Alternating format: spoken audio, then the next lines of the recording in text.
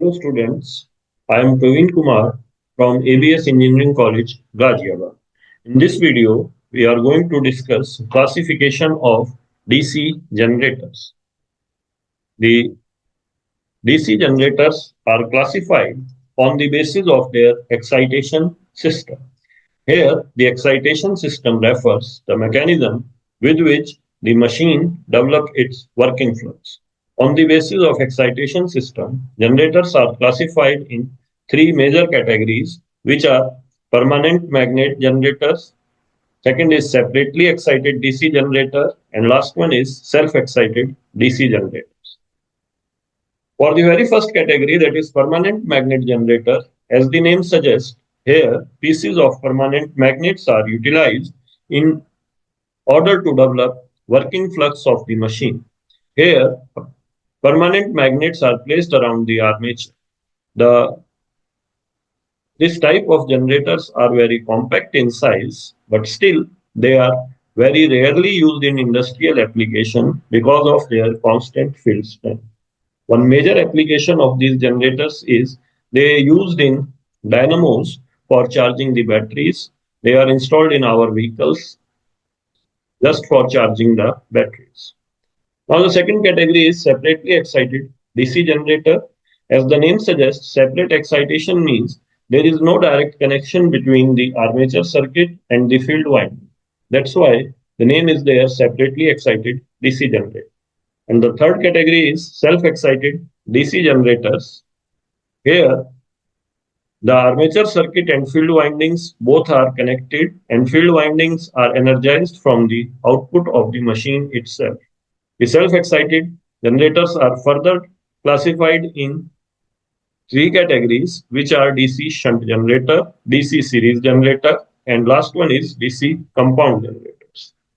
Also, compound generators, depending upon the connection of shunt field winding, they are further classified as long shunt and short shunt compound generator. Now we will discuss these categories one by one. So moving to the next slide, this is the separately excited DC generator. Here we can clearly see that there is no electrical connection between the armature circuit and field windings. So this is the field circuit which is energized by a separate DC source. This VDC has nothing to do with the armature. In field circuit, we are having a rheostat, and the purpose of this field rheostat is to vary field current so that we can change the flux produced by the field winding, which further change the generated EMF across the brushes. Here in this configuration, as armature and load are connected in series, so same amount of current is flowing in armature as well as in load. The field current is flowing in the field circuit, which is independent of the armature circuit. Here the relation which exists between terminal voltage across load and generated EMF is V is equal to Eg minus Ia Ra minus brush drop, where brush drop can be provided depending upon two different cases. Either a collective brush drop will be available, or this brush drop is given in the form of per brush. So this is the relation between generated EMF and terminal voltage drop across load. For every type of generator, there are two more power equation. One is electrical power developed in the generator armature, that is Eg into Ia. So this is the net power developed in the armature, and out of this power, the power which is successfully delivered to the load, which is given by V into I. So this is the power which is successfully delivered to the load. So these two equations are valid for every type of generator configuration. Now moving to the next category, that is self-excited generators. As the name suggests, self-excitation. Here the field windings are energized from the output of the machine. And this is the very first type of self-excited generator, known as DC shunt generator, as the field windings are placed in parallel to the armature. So in this configuration, first of all, the current distribution is given by the total armature current has two components. One is load current and other one is ISH, shunt field winding current. This shunt field winding current and RSH, we can assume that resistance of shunt field winding. Here, the relation which exists between V and EG is again the same. V is equal to EG minus IA RA minus brush drop. Now, one more thing, in these type of generator, the shunt field winding current, this ISH is kept as small as possible. And this is done by manufacturing the shunt field winding with a coil of very large number of turns and very fine cross-sectional area. The reason behind this is, so by increasing shunt field resistance, we reduce the shunt field winding current and all the current is forced to flow through the load. And we all know power delivered to the load is V into IL. So by larger value of load current means we are able to deliver more power to the load.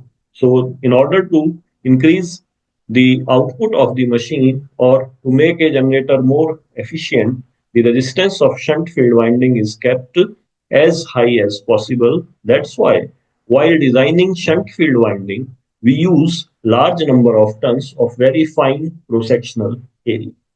Now moving to the next type of self-excited generator, this is DC series generator. As the name suggests, series generator, here the armature circuit, this armature circuit, series field winding and load, all three are connected in series. So it means same amount of current is flowing in the armature, in the field winding as well as across the load. The value of current is same. Now the relation which exists between V and EG, V is equal to again EG minus IA, RA is the armature circuit resistance and RSC is the resistance of shunt field windings. As already discussed, for every type of generator, the power generated in the armature, that is PG, is given by EG into IA and power delivered to the load, that is V into IA. These two relations are valid for every type of generator. Now in series generator, one thing we have to keep in mind, the resistance of series field winding is kept as small as possible. Reason being, the series field winding is connected in series and carrying the entire armature current. So if the resistance of these windings is high, it means a very large amount of losses can occur across these windings. So to minimize the losses, this series field resistance is kept small, and that's why the series field is manufactured with a very thick wire and a very small number of turns. You can clearly have an idea that a very small length is shown. Reason is the resistance of this series field winding is kept as small as possible. Now moving to the next category, that is DC compound generators.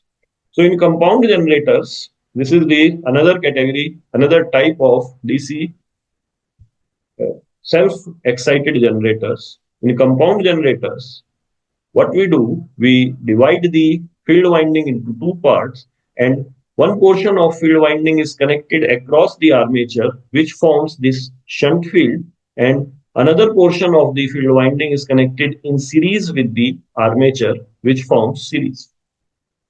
Now, depending upon the connection of shunt field winding, that how this shunt field winding is connected, these compound generators are classified in two categories. One is short shunt compound generator and other one is long shunt compound generator. The basic difference between these two configurations is that if the shunt field windings are only covering the armature, then the generator is said to be short shunt. And if the connection of shunt field winding is long enough that it cover armature as well as series field, then generator becomes long shunt compound generator. So this connection, if we shift this connection from this point to this point, then the generator is converted from short shunt to long shunt compound generator.